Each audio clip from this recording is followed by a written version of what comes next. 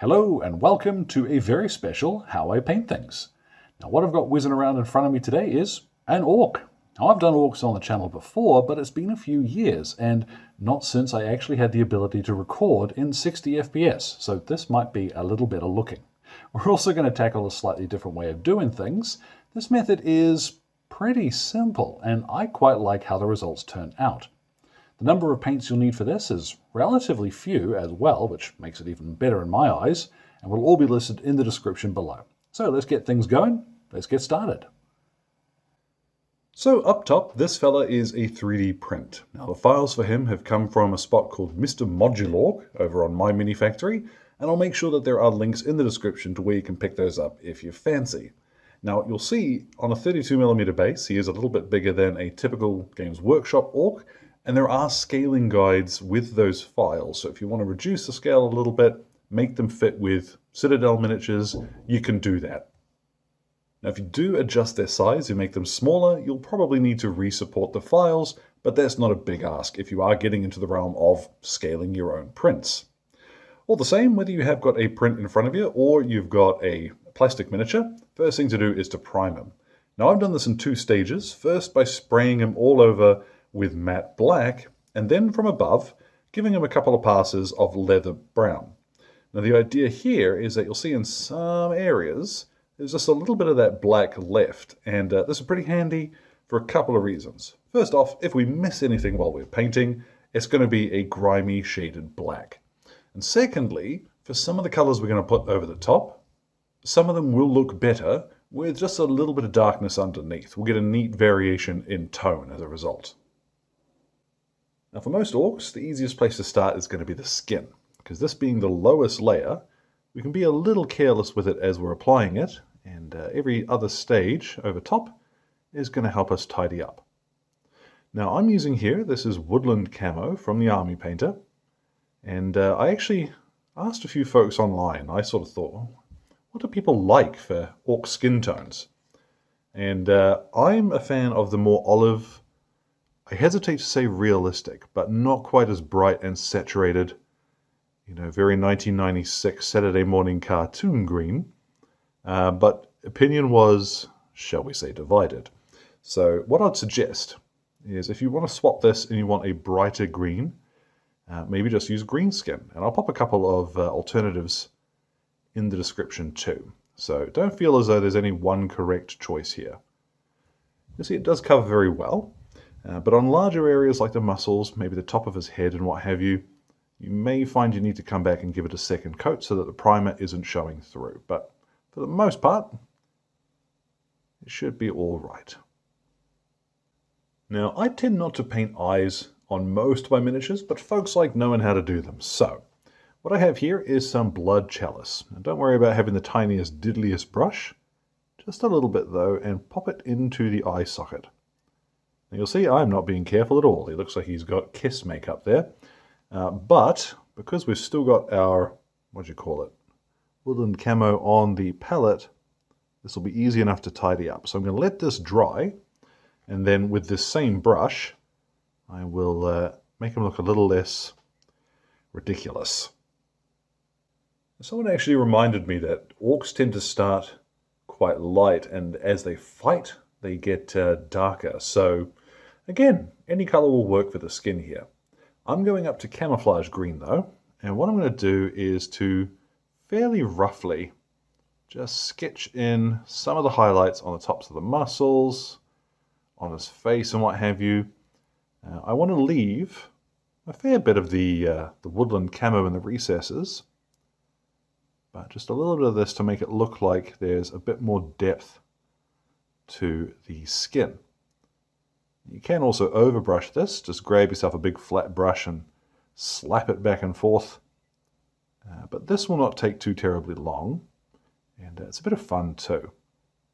A common question that comes up is, what brushes am I using? Now here, this is actually, this is the same one I was base coating with. This is a size 4 brush, and it came out of the stationery aisle.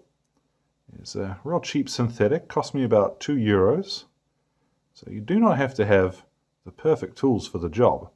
What's more important with your brushes is that they keep a point when you're using them. So this one It's doing pretty well. That's going to look a little bit rough, but that is deliberate. If you do want to save time, then what I'd suggest would be to just paint the skin in camouflage green to start with.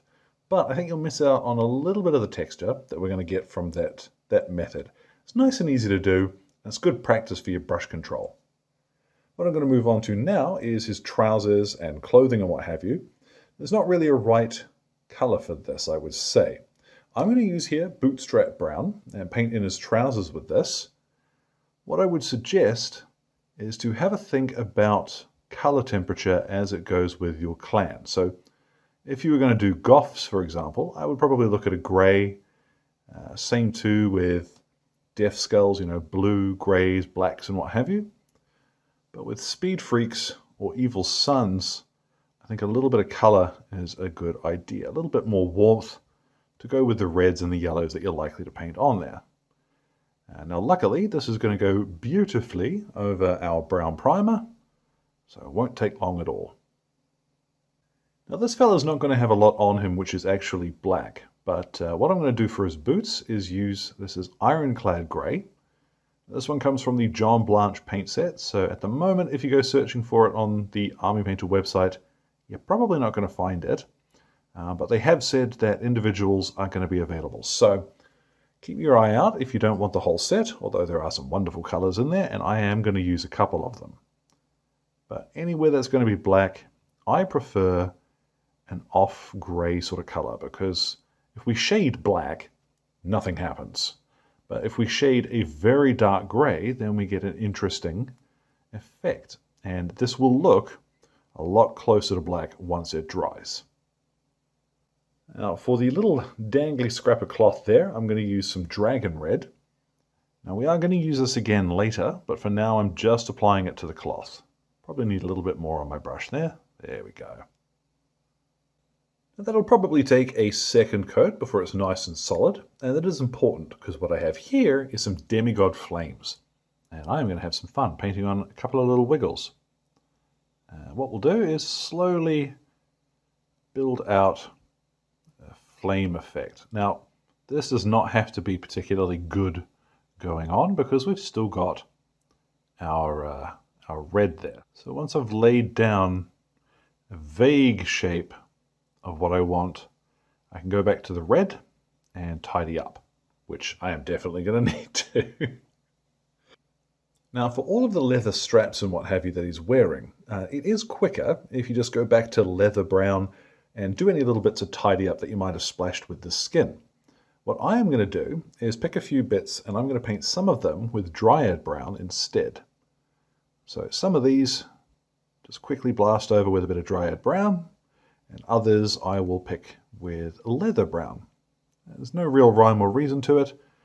I just like a little bit of variety. And the warmth of dryad brown would look quite nice. So the straps on his body and his little pouch I have done with leather brown, and you'll see his belt and the wrist, I want to say bracelets, let's call them bracelets, those I did in dryad brown. Now that actually marks the end of the soft details that we're painting. Everything else is going to be hard details. Now I make this distinction because here what we're going to do is to dry brush kind of a next stage highlight. What I've got in my hand, this is Barren Dune. So I'm going to pop this fella down for a second.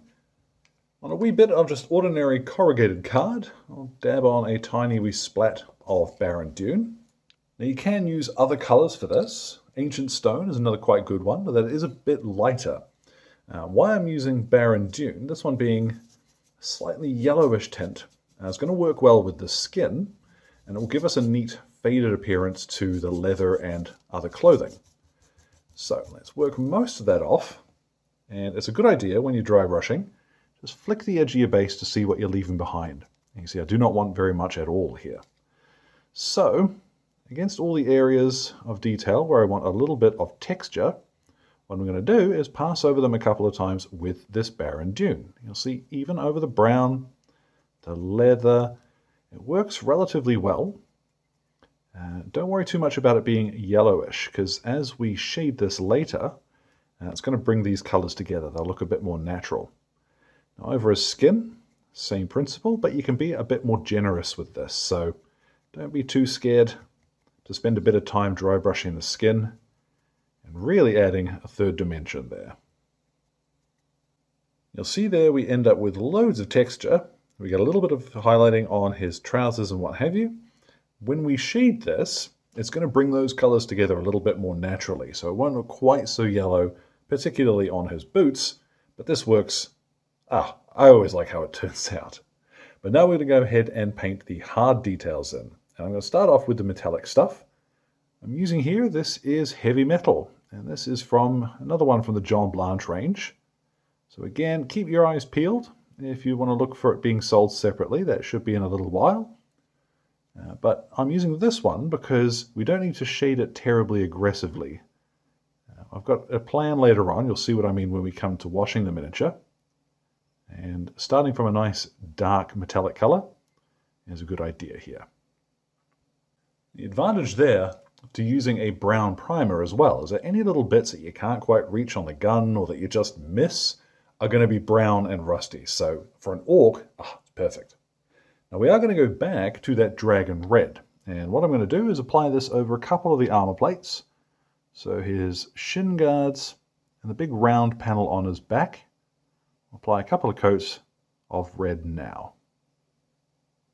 For a couple of the little brassy or gold details, what I have here is weapon bronze. Now this I'm using on this fella because it's nice and warm. If you're painting goths or again death skulls, something darker, maybe a brassier color might look nice. But this is going to suit what I've got in mind down to a T. Oops. Now making the most of the colors that we've already got, what I'm going to do is flip them upside down, and I have here Barren Dune. Now I tend to find it easiest to start from the base of teeth and fingernails, claws, what have you, and paint towards the tip. So nice and quick this. And you'll see because we have already dry brushed a lot of these areas with Barren Dune, it's going to cover very well. Now, most of the orky weapons I've seen tend to have like metallic grips or what have you, but this fella's clearly got a big wooden stock. What I'm going to use for this is onyx skin. It's nice and brown, just a little bit of warmth to it, and it will stand out enough from the rest of the browns on him that it's not just going to melt into the rest of the paint job. Now, the last thing I'm going to do before we shade him is to get just a little bit of warped yellow, and I'm going to use this to accentuate some of the flame patterns. It doesn't have to be the whole thing, and indeed any little gaps you leave will just give a bit more texture, but I do want the majority of it to be a little brighter. Now once it's had time to dry, what I've done is mixed up a little bit of Army Painter marine juice. Now this goes back, this is an old army painting method from the Forge World team, and it's adapted across a couple of different manufacturers because of course you want the color to match relatively closely. So what I've got, this is Warm Skin Shade from the John Blanche sets, Dark Tone, and Speed Paint Medium. Now ordinarily this would be mixed up in equal parts, but today what I've done is 3 drops each of the colored tones, so Skin Shade and Dark Tone, and then 4 drops of Speed Paint Medium. So this is a little more like the marine juice as I would make it with Citadel products. Now the idea here is that we have something which is slightly warm without being red, dark without being brown, and it is going to settle nicely in the recesses without staining anything so much that it significantly changes the colors it's applied over. So anywhere that you get big clumps like that on his face, just shift it away and put it where it needs to go. We're going to soak the entire miniature in this juice mix. So take your time, make sure that you're getting it into all of the recesses, that is important. And then once you're satisfied, I'll go ahead and pop them in the sun. Let them dry for about half an hour. And there we've got plenty of shading. I really like how that's turned out. In the future, I might just stick to the equal parts mix for the marine juice, but that's worked perfectly well. The last thing we're going to do is just a couple of highlights, because it's very easy to get into the woods as far as highlighting orcs, but we want to keep this quick. So for his teeth and his nails, I'm going to use a little ancient stone, but I'm not going to cover them completely. Just leave a little bit of the yellowed stuff at the base, so that he looks like he doesn't brush his teeth. And then finally, I'm going to grab a little bit of plate mail metal. I'm going to use this to highlight a couple of things. First, kind of most obviously, I'm going to do a little bit on his gun. And this is where using such a dark metallic color to start with is going to come in handy. Now, you don't have to do complete lines. Like, it will look a little better, I think, if your highlights are slightly scratchy and not complete. So just ding along little dots and scratches to give it a slightly worn edge. And as well, let's spin him around, get a look at the panel on its back here.